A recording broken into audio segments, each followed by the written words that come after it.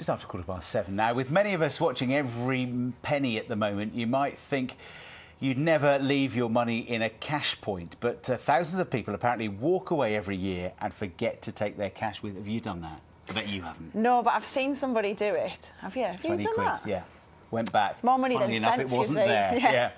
Well, nowadays most banks automatically reimburse you, but that wasn't always the case. So HSBC and RBS have decided to refund anyone who has lost money this way in the last 7 years. Consumer expert and lawyer Dean Dunham is here to tell us more about it. Good morning to you, Dean. Is it true then thousands of people actually just walk away and leave their money? Amazingly, it is. And you might think, how on earth could that happen? But we get distracted. We get text messages, or we may talk to a friend in the queue. So it happens all the time.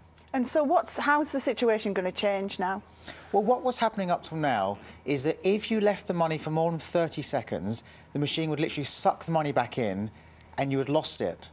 And the big thing that was happening is that many banks, or HSBC and RBS in particular, were not crediting that money back to your account. Amazingly, they weren't doing that. And you had to go to them and actually tell them that this had happened and make a manual claim. That is to go and say, look, I've lost my money, I didn't grab it from the machine, can I now have it back? And if you didn't do that, the money literally went into a dormant account. So if the money sucked back into the machine, you can now try to get it back from those banks. What if somebody else turned up in the queue behind you and snaffled it? Now, that's a different story, because if that happened, and it does happen many, many times, effectively you've lost the money. Now, you need to go back to the bank and tell them it happened, because we've got CCTVs and ATM machines now. Ask them to look at that, ask them to report it to the police, but you've probably lost your money if that happens. How easy is it for the bank to know whether the money has gone back in? Because surely they must have a system that acknowledges it straight away. Well, it's a fantastic question, because it's very easy. At the end of the day, this is a computer. It records every single transaction. They then can reconcile that transaction to the money left in the machine. Now, the banks will tell you it's a difficult exercise. It will take them months and months to do it, but it's not. It's very, very simple. So in terms of a person's rights when it happens, if they think it has happened and it hasn't automatically gone back in to their account, what should they do? Again, your rights are very simple. If you've lost the money, it's gone swallowed back to the machine, it's your money, you're due it back. So now, HSBC and RBS are saying that for their customers, you don't have to do anything. They're going to come and contact you. I wouldn't listen to that.